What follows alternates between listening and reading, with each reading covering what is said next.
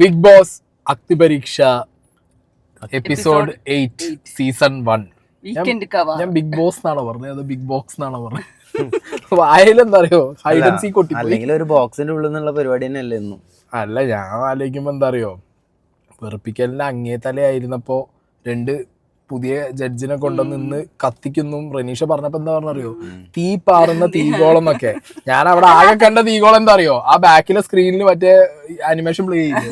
അപ്പൊ രണ്ട് തീ ഇങ്ങനെ അങ്ങോട്ട് ഓടുന്നുണ്ട്. തീഗോളം പറഞ്ഞപ്പോ വീണതായിരുന്നു മുഖമൊക്കെ ആകെ മാറി ഇങ്ങനെ കാണിക്കണ്ടായിരുന്നു. എങ്ങനെ 30 മനസ്സിലായി എന്തിനാണ് ട്രോളാൻ വേണ്ടി പറഞ്ഞുകൊണ്ടിരിക്കുന്നത്. ഞാൻ പിന്നെ ശ്രദ്ധിച്ചത് റെനീഷിന്റെ ആപ്സ് ആണ്. നല്ല ആപ്സ് ആയിരുന്നു. അല്ല, റനീഷ ഓരോ എപ്പിസോഡ് കഴിയുമ്പോൾ ഇമ്പ്രൂവ് ആവും. ബോഡിയോ ഞങ്ങള് നോക്കാറില്ല, ഞങ്ങൾ സ്ത്രീകളുടെ ദേഹം ശ്രദ്ധിക്കാറില്ല. അന്യ സ്ത്രീകളുടെ ദേഹം ശ്രദ്ധിക്കുന്നവരല്ല ഞാൻ ജിത്തുബായി. നീ മനസ്സിലാക്ക്. സ്ത്രീ അതെ, റനീഷ പെൺകുട്ടിയാ.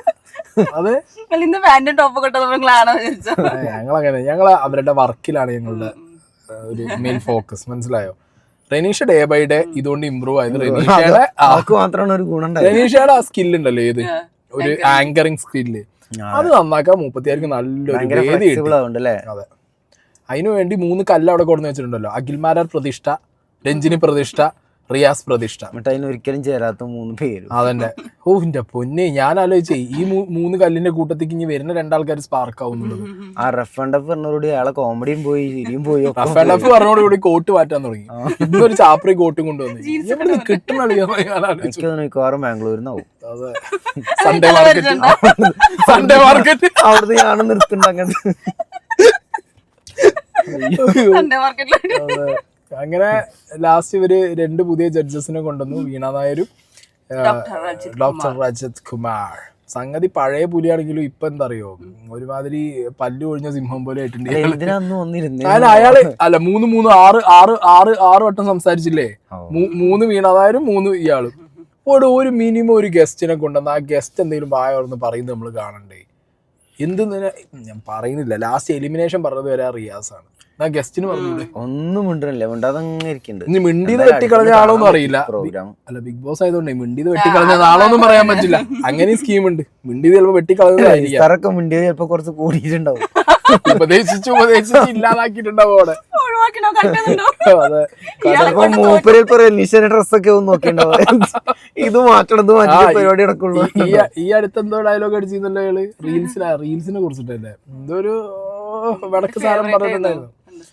അതാണ് ചില സമയത്ത് രാജാക്കന്മാര് ഇപ്പൊ ഒരുമാതിരി രാജാക്കന്മാര് ജോക്കറായി എന്നുള്ള അവസ്ഥ. എന്തായാലും അയാളൊക്കെ ഭരിക്കുന്നു ബിഗ് ബോസ്. എല്ലാം ഒരുപോലെ തന്നെ. ഒരു രാജാവ് അലറി വിളിച്ച് താഴെ വീണു, മറ്റേ രാജാവ് എയർപോളേന് ഒരു ഡെയിലി കാട് മാറ്റി സ്റ്റാൻഡ് മാറ്റി പോണു. ഒരു രാജാവ് ഇന്ന് വന്നിട്ട് അവിടെ അയാൾ ആ ഷോനെ വിളിച്ചിട്ട് എന്തായി ഒരുമാതിരി ലിപ്പിച്ചു വിട്ട്. അതാണ് ബിഗ് ബോസ്. അപ്പോൾ പരിപാടികൾ തുടങ്ങി. ആസ് യൂഷ്വൽ ഇവർക്കിന്ന് ടീം ഉണ്ടാവും എന്നുള്ളൊരു സാധനം നമ്മുടെ പ്രതീക്ഷയിലുണ്ടായിരുന്നു. അതൊരു മാറ്റമാണ്. വലിയൊരു മാറ്റം. ആ വെറുപ്പിക്കലിൽ നിന്ന് കിട്ടിയില്ലോ, ടീമാക്കിയില്ല. ഇൻഡിവിജ്വൽ സാധനങ്ങളാന്നുള്ളൊരു സംഗതി പറഞ്ഞു കൊടുത്തു. ടീം ഇടുന്നത് കണ്ടാൽ തന്നെ ഒന്നും അറിയാത്ത പോലെ പെട്ടെന്ന് ടീം ഇടുന്നതെന്ന് പറഞ്ഞാല് ഒരുമാതിരി ഒരു ചടങ്ങ് പോലത്തെ ഒരു പരിപാടി. അതൊരു എന്താ പറയാ, ഒന്നില്ലെങ്കിൽ അത് കറക്റ്റ് കുറച്ച് ടൈമിന് ടീം ആക്കണം കുറച്ച് പേരെ. ഇതതുമില്ല, ഇത് ഇങ്ങനെ ഓരോ ദിവസവും ഓരോ മോഡലിൽ ടീം മാറ്റിയിരുന്നു. അപ്പൊ ഇന്ന് മറ്റേ മാസ്ക് ഓഫ് സാധനം ഉണ്ടായിരുന്നു. മാസ്ക് ഓഫ് താഷീനെ മാത്രമാണ് കുറച്ച് എൻഗേജിങ് ആയിട്ടുള്ളൊരു അല്ലേ മാസ്ക് ഓഫ് ഉണ്ടായിരുന്നത്. അതും ഈ പറഞ്ഞ ആ താഷീന്റെ സ്റ്റോറി ആദ്യം കേട്ടപ്പോ എല്ലാവരും വിചാരിച്ചു ആ പെൺകുട്ടി മരിച്ചു. പിന്നെ അതാണ് എവിടുന്നും ഇല്ലാത്ത 500-5000 ആക്ടിങ് അയാള്. ഒരു കരയൊക്കെ ചെയ്ത കഥ മാറിയപ്പോ കണ്ണുന്ന് എന്തോ കറണ്ടൊക്കെ തട്ടി കളയുന്നു. 500-5000 അതിപ്പോ മറ്റുള്ള കഥമാരത്തെ കഥയാവോ? കാമുകനെ ഒഴിവാക്കാൻ വേണ്ടി അവിടെ ആക്സിഡന്റ് ആയിട്ട് മരിച്ചു എന്ന് കാണിച്ചിട്ട് കൊറേ സിനിമയിൽ വന്ന സ്ക്രിപ്റ്റഡോ സ്ക്രിപ്റ്റ് ഞാൻ പറയല്ല, അങ്ങനെ കേട്ടിട്ടുണ്ട് അറിയാം. ഇവൻ ചിലപ്പോ പറഞ്ഞു ലാസ്റ്റ് പിന്നെ ഒരു സോങ് ഉണ്ട്, അല്ല ഒന്നുമില്ല അതുകൊണ്ട് പറയും. അതല്ല, ഇനിയിപ്പോ രജിത് കുമാർ ചിലപ്പോ പുറത്തിറങ്ങിയിട്ടേ ഒരു സിനിമയ്ക്കുള്ള കഥ കിട്ടിയിട്ടുണ്ട്. മിക്കവാറും അവന് ലാസ്റ്റ് കേറിണ്ടെങ്കിൽ ലാലേട്ടൻ ചിലപ്പോ കുത്തി കുത്തി ചോദിക്കാൻ ചാൻസ് ഉണ്ട്. മോനെ ഒരു ഒരു തളർച്ചയും ഒരു വെള്ളം കൂടിയൊക്കെ കാണാം. സനയുടെ തട്ട് കാവടി. ഇതിലാരോ ഒന്നും അങ്ങനെ പറയുന്ന ആളുണ്ടല്ലോ. രാകേഷാണ്. അയ്യോ രാകേഷ് ഭയങ്കര ഭയങ്കര എനർജറ്റിക് ആണ്, പക്ഷെ ചില സമയത്ത് ഭയങ്കര ഇറിറ്റേറ്റിംഗ് ആണ്. അതുകൊണ്ട് തന്നെ എന്താ പറയുക, ആ ക്യാരക്ടർ ബിഗ് ബോസിന് വളരെ ഓക്കെ ആണ്. ഓവറായിട്ട് തോന്നുന്നല്ലേ? ആയിക്കോട്ടെ കുഴപ്പമില്ല. ഈ താഴ്ചയൊക്കെ ഓക്കെയാണ് ബിഗ് ബോസ്. താഷി പക്ഷെ വീഴും, താഷി നിക്കില്ല. താഷി ആദ്യം പോകും. സെൽഫിഷ് എനിക്ക് ഇഷ്ടപ്പെട്ടു. കാരണം അങ്ങനെയൊക്കെ അല്ല, സെൽഫിഷ് എന്നുള്ള അവന്റെ ജീവിതത്തിൽ നിന്ന് പഠിച്ചതാണ്. ബിഗ് ബോസിന് വേണം എനിക്ക് തോന്നി. കാരണം സെൽഫ്ലെസ് ആയി നടക്കുന്നതും സെൽഫിഷ് ആയി നടക്കുന്നതും ഒരു വ്യക്തിക്ക് അത് എങ്ങനെ ബെനിഫിറ്റ് ചെയ്യുന്നു അയാൾക്ക് എന്നുള്ളത് അനുസരിച്ചിരിക്കും. അത് പുറത്തുനിന്ന് നമ്മൾ ഈ സെൽഫിഷ് ആണ് ഈ സെൽഫ്ലെസ് ആണെന്ന് പറയേണ്ട കാര്യം ഉണ്ട് തോന്നുന്നില്ല. ഒരു കാര്യം പറയാം, സെൽഫ്ലെസ് ആയാലാണ് ഏറ്റവും ജീവിക്കാൻ പാട്. സെൽഫിഷ് ആയാൽ മര്യാദയ്ക്ക് നമുക്ക് സ്വയം ജീവിച്ചു പോവാം. അതൊരു വലിയ ഫാക്ട്, യൂണിവേഴ്സൽ ഫാക്ട് ആണ്. എന്താ പറയുക, സെൽഫിഷ് എന്ന് പറഞ്ഞാൽ എന്തോ ഒരു പ്രശ്നമുള്ള വേർഡായിട്ടാണ് അങ്ങനെ ഉള്ളത്. ആരാ പറയണേ? അല്ല, ഞാൻ നാഴിക്ക് നാൽപ്പട്ടം പഠിപ്പിച്ചു കൊടുക്കുകയാണ് ഇവർക്ക് സെൽഫിഷ് ആവണം സെൽഫിഷ് ആവണം. ആർക്ക്? ഞാൻ അങ്ങോട്ട് പഠിപ്പിച്ചു തരും. ഞാൻ സെൽഫിഷ് ഇവളോടൊന്നും പറയാൻ പറ്റില്ല. ഇവളോട് പറഞ്ഞാൽ എന്താ പ്രശ്നം അറിയോ? ഇവളോട് പറഞ്ഞു കഴിഞ്ഞാൽ അപ്പൊ ഇവിടെ ആർമി വരും. സ്നേഹനെ പറഞ്ഞു നാളെ വേറൊരു നായരുണ്ട് കണ്ണറിയിട്ടിട്ട് ആ പെണ്ണുമ്പോഴെ ഒന്ന് വീഡിയോ ചെയ്യും. സായി നിങ്ങൾ നായന്മാര് ഗ്രൂപ്പിലിട്ടുണ്ട്. ഞാൻ നായരോ നിന്നെ നായെന്ന് വിളിച്ചാലേക്ക് കുഴപ്പമില്ല, ഞാൻ നായരാക്കണ്ട. അങ്ങനെ കൂട്ടല്ലേ. അപ്പോ ഇവിടെയാണല്ലോ ബിഗ് ബോസ്. ഓക്കെ, ഇന്ന് നിങ്ങൾ തമിഴ് അഗ്നി പരീക്ഷയ്ക്ക് നിർത്തണം. ഞാൻ ജിത്തു വൈകി കാണിച്ചു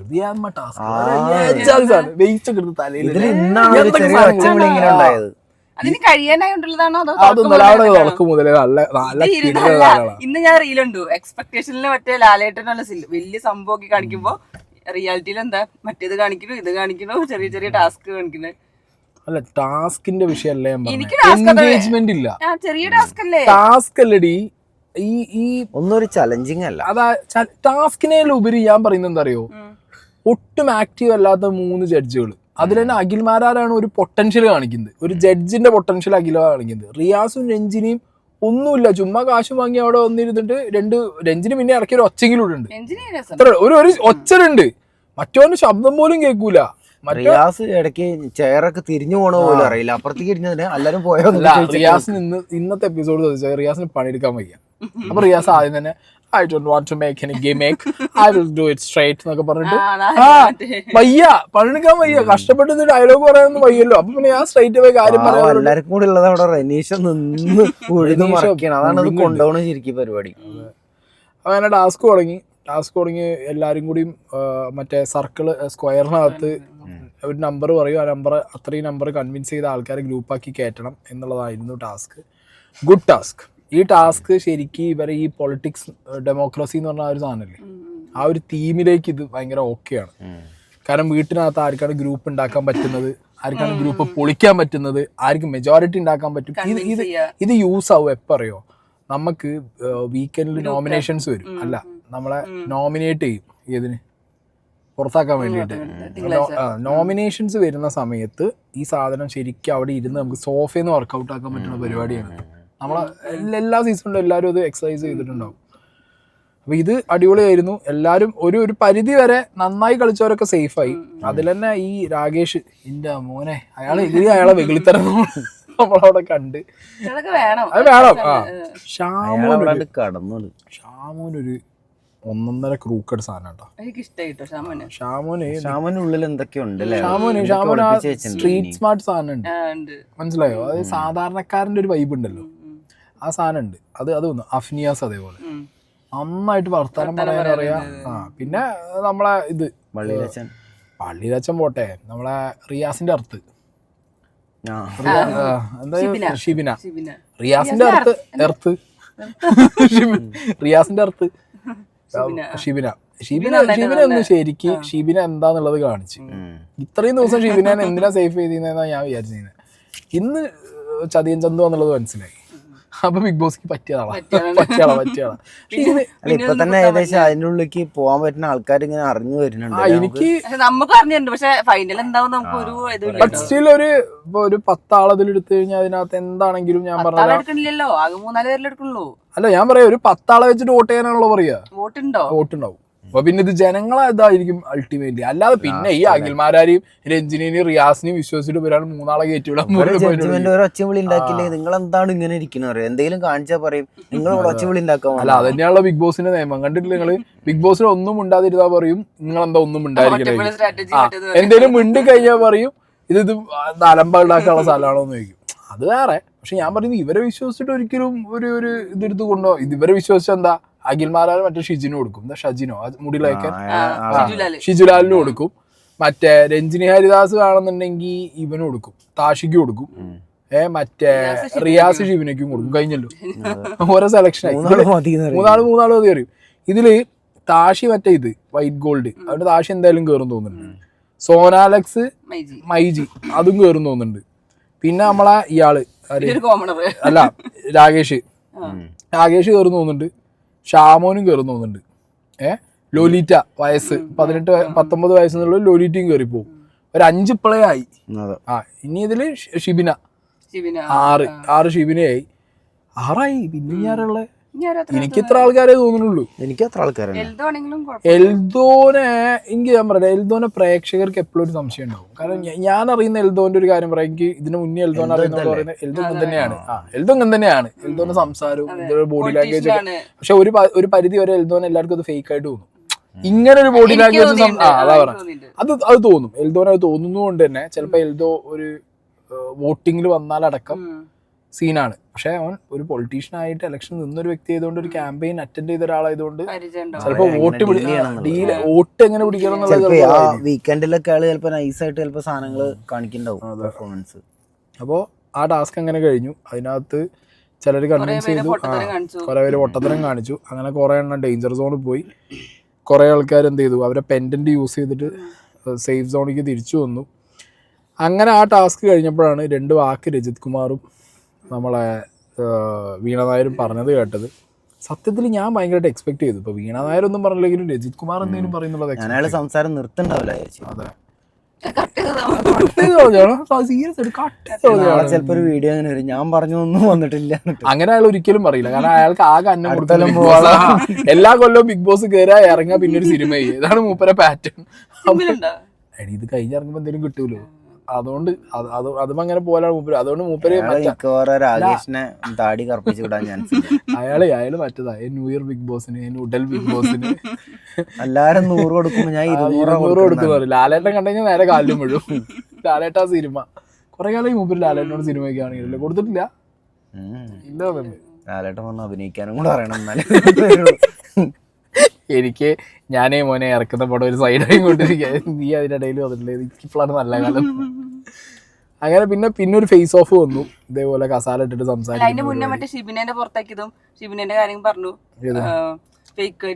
ഷിബിനെ ഞാൻ പറഞ്ഞല്ലോ, ഷിബിനെ സീൻ എന്ന് പറയുമ്പോ തന്നെ ഷിബിന ആർക്ക് വേണേ എപ്പോ വേണേ വെക്കും. ഷിബിന അങ്ങനത്തെ ഒരു കാറ്റഗറി എന്നുള്ളത് മനസ്സിലായി. And it's okay. ബിഗ് ബോസിന് അത് പക്കയാണ്.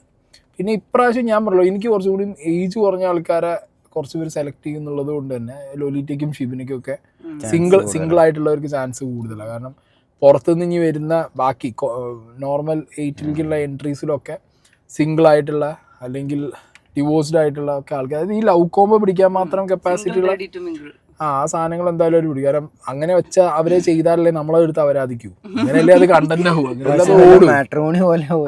അതെ അങ്ങനെ ഇത് ഓടൂ. അല്ലെങ്കിൽ പിന്നെ കുണുമോളെ പോലെ പറ്റ അപരാധം പറയുന്നതിന് തറകളെ കൊണ്ടുവരണം. എന്തായാലും കുഴപ്പമില്ല. പൂജ്യം കൂടൊത്രയൊക്കെ ആയിട്ട് ഒരു പാവക്കുട്ടീനായിട്ട് വന്നാ ചിലപ്പോ പരിപാടി നടക്കുമായിരിക്കും. പിന്നെ എനിക്ക് ഷിജിൻ പറഞ്ഞ ഇഷ്ടമുള്ളൂ. ഷിജിൻ കുറെ കൺവിൻസ് ചെയ്യുന്നുണ്ടായിരുന്നു മറ്റേ ലാസ്റ്റ് ആയപ്പോ. അപ്പൊ അതൊന്നും അങ്ങനെ ഏറ്റില്ല. അതായത് ഇവിടെ ഇയാളെ ഭയങ്കര ഫാസ്റ്റ് ആയിട്ട് പോകുന്ന സംഭവം. അതിൽ ഇയാള് ഇങ്ങനെ വളരെ അല്ല, അതിന് വേറെ അയാള് അവർക്ക് പള്ളിയിൽ വെച്ച സ്റ്റഫ്. മറ്റേ ഷിജിൻ ഇതിൽ വേറെ കാര്യമുണ്ട്. ഇതിൽ നമ്മളെ രാകേഷ് കളിച്ചതാ. ഇയാള് ഓപ്പോണൻസിന് ഇട്ട് കൊടുത്തത് കണ്ടില്ല നിങ്ങളുടെ രീതി. അയാൾക്ക് ഏറ്റവും വീക്കായിട്ട് സംസാരിക്കാൻ പറ്റുന്ന ഒരാളെ അയാൾ സെലക്ട് ചെയ്തു. അടുത്തതൊക്കെ ഒന്നിനൊന്നിനും ഒരാൾക്ക് ഫൈറ്റ് വരുന്ന രീതിയിൽ അളകനന്ദിന്റെ ഒലിറ്റൊക്കെ അങ്ങനെ ഇട്ട് കൊടുത്ത അയാൾ അങ്ങനെ അതിൽ കളിച്ചവിടെ അയാള് അതാ പറഞ്ഞ അയാള് സെലക്ട് ചെയ്താണോ? അയാൾക്കുള്ള പെൻഡന്റ് ഉണ്ടായിരുന്നു, അയാൾ സെലക്ട് ചെയ്തല്ല സാധനം മൊത്തം. അപ്പൊ അയാൾ അവിടെ കളിച്ച് അയാൾക്ക് അടിക്കാൻ പറ്റുന്ന ആള്. അയാളെ അടിക്കാൻ പറ്റുന്ന ആൾക്കാർ തന്നെ വിളിച്ചിരുത്തി അടിച്ചു. അതെ, അയാൾക്ക് അടിക്കാൻ പറ്റുന്ന ആളെ എടുത്തു. ബാക്കിയുള്ളവരൊക്കെ ഒരു റൈവറി സാധനം വരുന്ന ഒരു സംഗതി കണ്ടപ്പോ അയാളത് അങ്ങനെയും ഇട്ടിട്ട് പോയി. എനിക്ക് ആ സംസാരങ്ങളിലും ഞാൻ പറഞ്ഞല്ലോ, എനിക്ക് 1-2 ആൾക്കാരൊക്കെ ഭയങ്കര ഡള്ളാണ്, അവരൊക്കെ പുറത്തും പോയി. ഒരു 4 ആളൊന്നും തട്ടിയിട്ടുണ്ട് അവര്.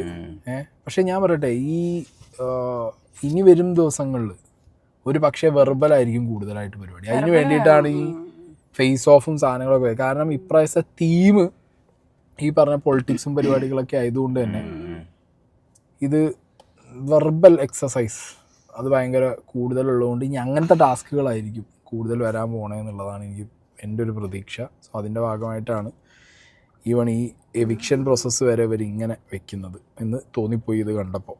ഓക്കെ, ബാക്കിയൊക്കെ ഇന്നത്തെ എപ്പിസോഡല്ലേ. വൈശാഖിൻ്റെ ചീട്ട് ഏകദേശം കയറി തുടങ്ങുന്നുണ്ടെന്ന് എനിക്ക് തോന്നുന്നു. വൈശാഖിന് എന്താ പറയുക, വൈശാഖിന് ആദ്യത്തെ ഉള്ള ഒരു ഫ്ലോ ഉണ്ടായിരുന്നു, ഒരു സ്ട്രെങ്ത് ബേസ്ഡ്.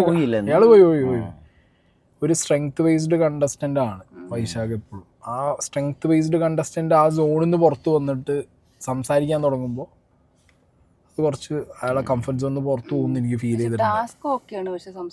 സംസാരിക്കുമ്പോഴാവും പ്രശ്നം പറ്റുക. ഇതെന്താ പറയുക, ബിഗ് ബോസ് എന്തൊക്കെ പറയും, ഞാനാണെങ്കിലും നിങ്ങളാണെങ്കിലും നമ്മൾ പ്രേക്ഷകർ ആരാണെങ്കിലും end of the day convince ആവുന്നത് ഒരാൾ ടാസ്ക് കളിച്ച് ജയിക്കുമ്പോൾ അയാൾ സംസാരിച്ച് വേറെ ആളെ അടിച്ചിരുത്തുമ്പോഴാണ്. പക്ഷേ ഇതിൽ ആകെ ഒരൊറ്റ വ്യത്യാസം വന്നിട്ടുണ്ട്. 4th സീസണിൽ ദിൽഷ എല്ലാ ടാസ്കും ജയിച്ചിട്ടുണ്ട് മാക്സിമം. ടാസ്ക് ജയിക്കുന്നതല്ല കൗണ്ട്.